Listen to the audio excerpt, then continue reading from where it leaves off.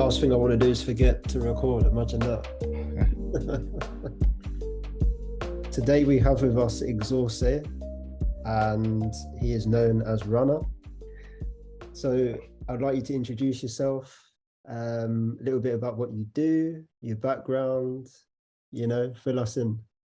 Yeah, hi guys. It's an honor to be here. So it's a blessing. My name is Exorce, real name, stage name, Runner.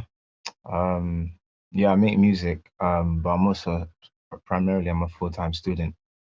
That's making music. So yeah, that's what I do. I've grown up around music, so now I'm expressing it more. And making my own music. But I have an interest in other things outside of music as well, like IT is one of the things I'm studying. So that's one, and just there's a huge list, but we'll get into that. Um, yeah, yeah, that's me. Born and raised in West London. Yeah, literally. I think for me, it's nicest side of London. Not to get Yeah, biased. I'd agree. Yeah. It's not too cracking, is it? It's like Yeah. So on the topic of Alliance Arts, what does Alliance mean to you in terms of artistry, and what, if anything, has it helped you hone in on from a development perspective? in terms of artistry is very special because like throughout the years it's helped me to be more of a fully rounded artist, and but also just like it's helped me realize that dance is an actual sport. So like for example, like people dance to stay active, to stay fit, and for mental health, for it's just a great benefit to health as well. Like I think when we're kids, we don't realize that it's actually Yeah, fueling like a lot of exerting energy. We didn't see the biological scientific side to dance is actually a great benefit. But I guess maybe when we got a little bit older, that's when we saw it. So, however, I would say it's cool because I think there's so many ways to answer the question. But also, in addition to that, I would say Alliance Arts is like many different things. Like it's blessing charities, it's taking youngsters off the street, giving youngsters opportunities, educating the communities about mental health, and also most importantly changing lives, local, not just locally but just thoroughly changing lives, not only through dance steps but also just through spreading love and giving them love and the support that they need, and spreading light too. So that's pretty much, yeah, how I see it. that's a really nice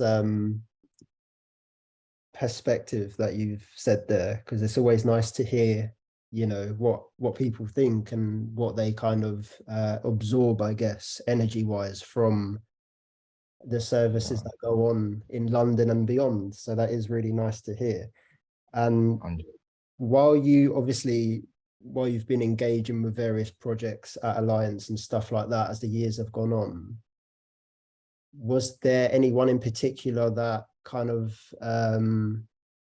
like you met along the way, that kind of you befriended, that helped you in those endeavors to unlock your creativity? Or was there like a certain piece that kind of stood out to you? Like what did you pick up along the way? What kind of gems kind of motivated you to think, yeah, this is helping me along in certain mm, aspects of my life? that I always, even when I was like 8, no, I didn't join. I think maybe I joined when I was 8 or 10, but was just always the aspect that stood out was more than dance for me. It was just the fact that when I started to see the deeper meaning of just taking kids off the street, that's one thing that stood with me as a real life gem. Like it's actually not just dancing, and because it would be a bit boring if it was just something like step up, or and with no meaning. But it's actually that we're dancing and we're taking them in and we're educating them and giving them something to go home with. That's what I used to always, when I was even young, yeah, like admire about you and just the whole team. Like I really felt like I would actually learn something every single lesson. Although I was a bit of a joke, man, in it, but like I actually did deep down, I actually did think like, wow, this is somewhere I can actually learn. So yeah, that's literally it. Yeah, that's wonderful. Like I really like to hear that because it's like you said, a lot of people think like when it comes to dance, especially, they think maybe it's just a couple of young people going in a room and putting a stereo on, but there's all Yeah, the other layers that people don't see, like getting to the venue, having to get on public transport, having to deal with those challenges just to get to the venue in the first place. true. Um, staying motivated to make sure you can come on a weekly basis alongside school or college or whatever else you're doing. All the training that goes into your shows and stuff like that. So yeah, there's way more layers than what people see. I do agree on that one. And as an artist, then what motivates you personally, and where do you draw your inspiration from? I think that question, I like that question a lot as well.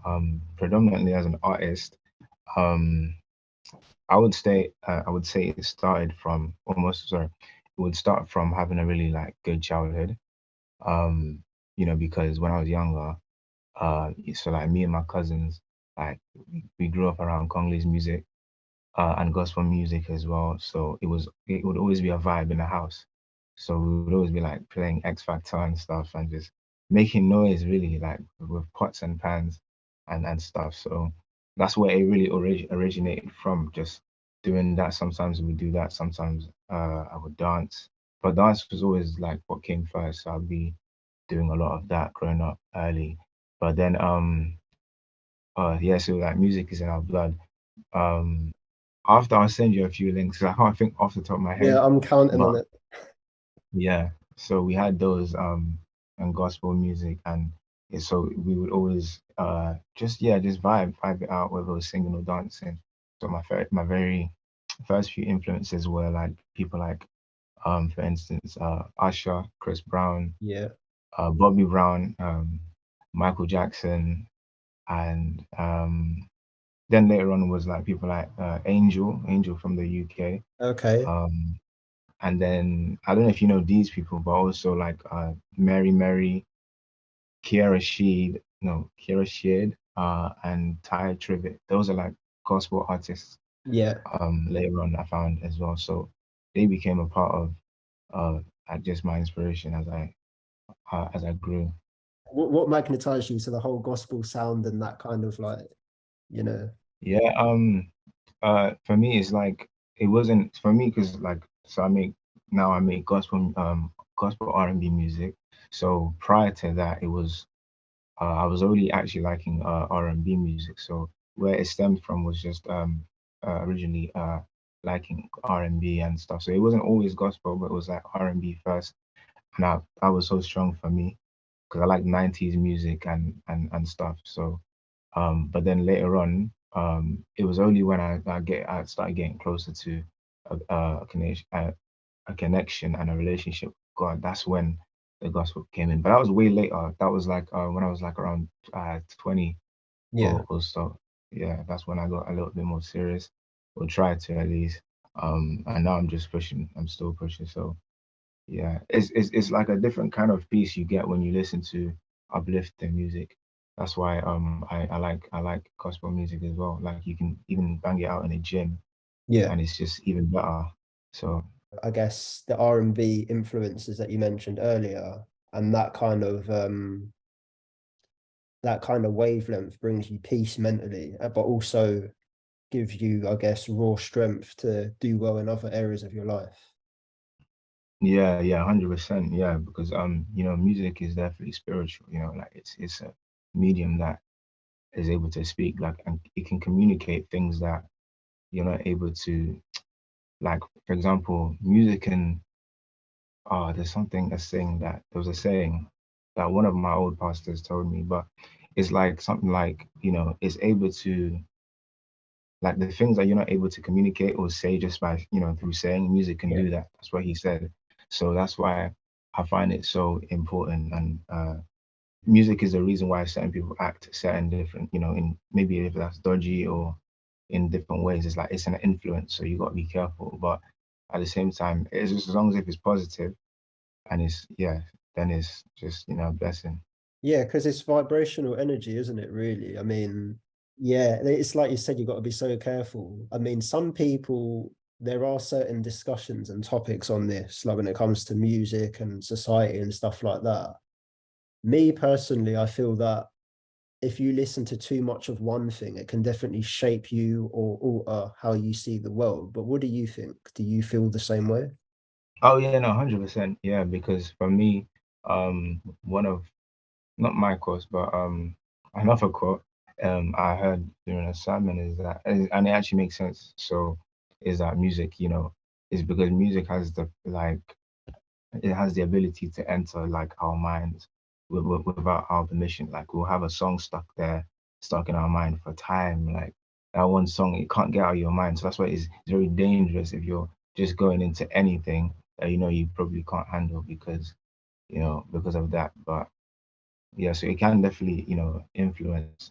I look at it as an influence. The way you behave and move. So Yeah, that's very interesting because a lot of people don't really grasp that concept. It's like, for example, I don't know, this might just be me, but I feel like you probably share the same ethos, but you wouldn't keep consuming something, let's say that's bad for you.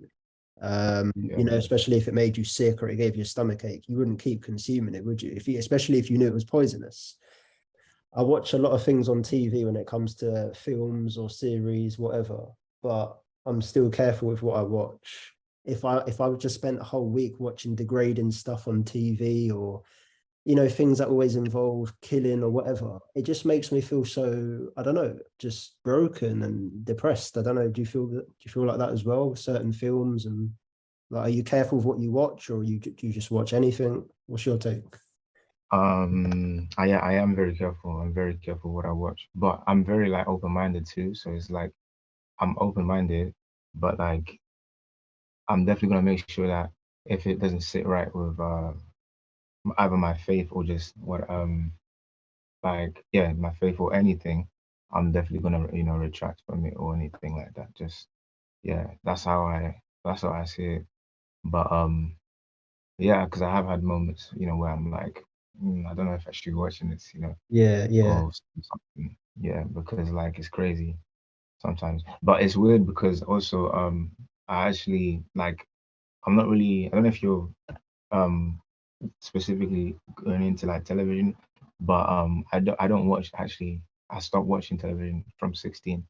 So I don't really watch television. I just go on YouTube and do my research there. But I don't really watch as much as I used to. Was there a reason? There must have been something that happened that made you feel that way, or was it just something else? Was it something you saw? Or like it might be a series and like you've watched two and they're banging, and then the third one's just something weird, and it's like, whoa, where did that come from? I did definitely get sick and tired of like how just media just promotes nothing but negative news. We get negative news all the time. So like I did get annoyed about that. We never and then it wasn't really like good for society either at the time and still now because people are now starting to normalize just like people getting killed or people getting stabbed. There's no real reaction or anything. It's like um people are just like numb to things now. So I don't think is like healthy that way. So when I was young, that's the one thing I didn't like about media and just TV. But I actually wanted to stop it like as a whole, just because I actually remember I made a conscious decision just to it started off with reading, doing a lot more reading at first, and then eventually just stick with YouTube because YouTube you can actually I realized you can do so much on YouTube and Yeah. you can learn so much through self-education and or just maybe going to my parents instead.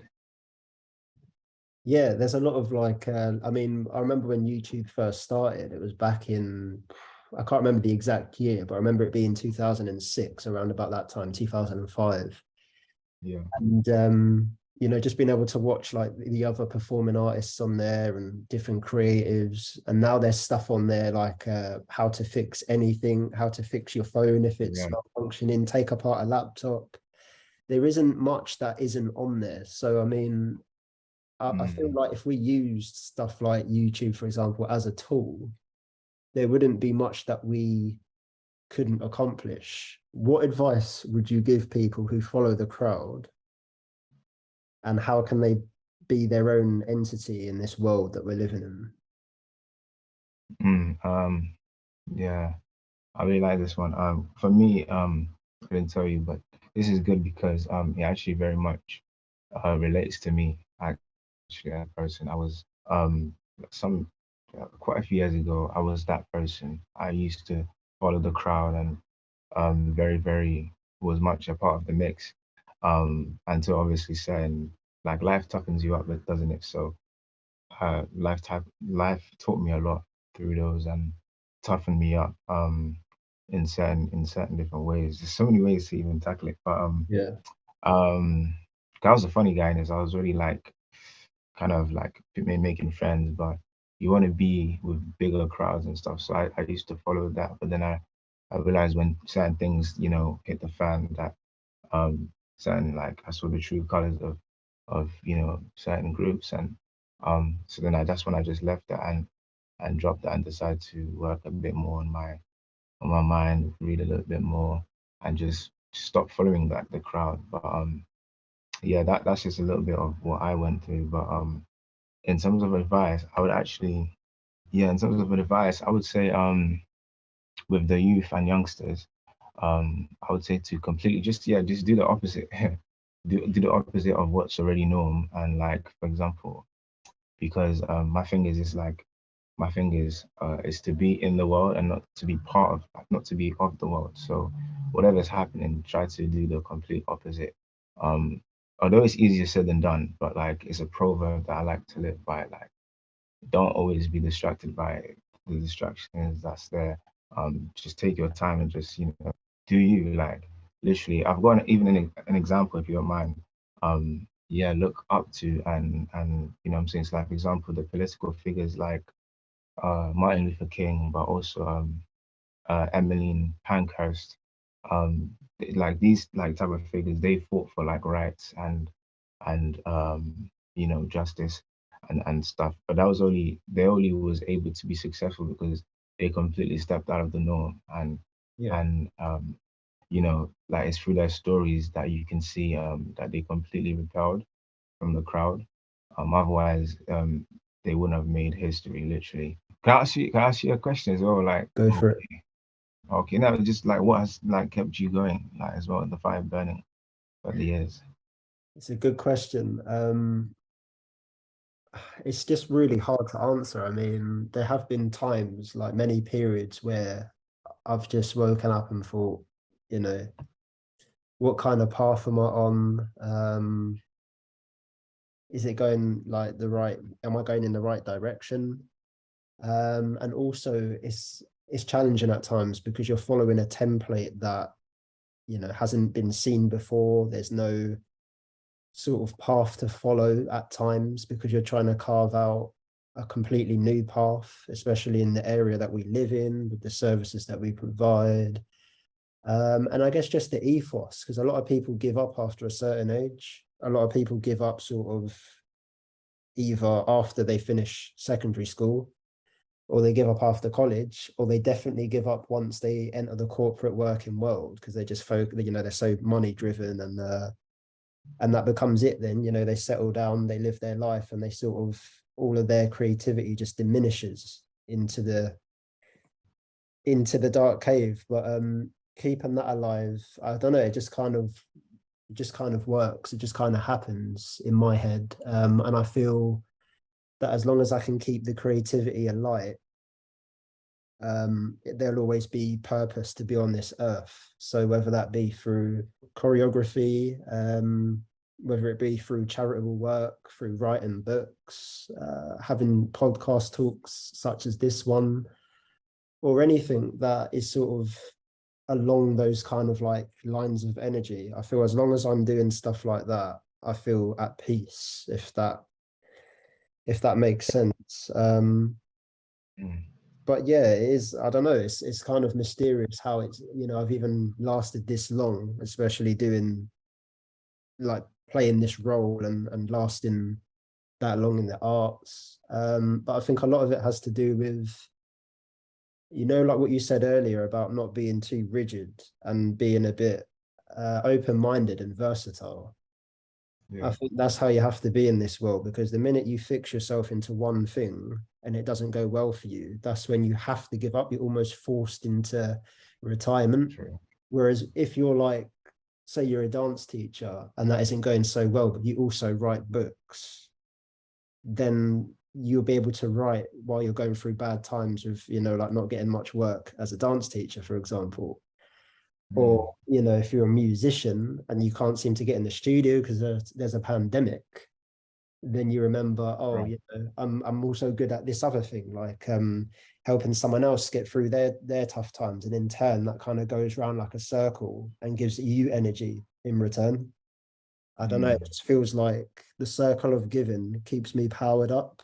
And it's rewarding because, you know, you get to see people progressing, you get to see people from all walks of life coexisting, whether that be through interfaith or intergenerational or whatever. So I think that as mm. well makes you feel like you're having some sort of impact on this earth, and you're doing the things that people either forget about or don't want to do. So yeah, I Yeah. feel like it's very purposeful work being in the arts, and no 2 days are the same. So I guess that's what keeps the fire burning, is the mystery of what could come, say, in a month's time or a year's time from now. It's a lot. It's a lot. It's a lot to take in, man. It's nice, 100%. I think, it's definitely. I agree. Um, I also believe that, I mean, we have problems to, uh, so that we can be the solution, and stuff. So there's no way. It's like giving up isn't really an option. That's how I see it. Yeah. So, uh, and yeah, and I think also the more problems you have, the closer you are to the answer. So it will always come through. What's important is getting back up the next day and saying, I'm not going to give up, I'm just going to take a break. And there's a difference between the two.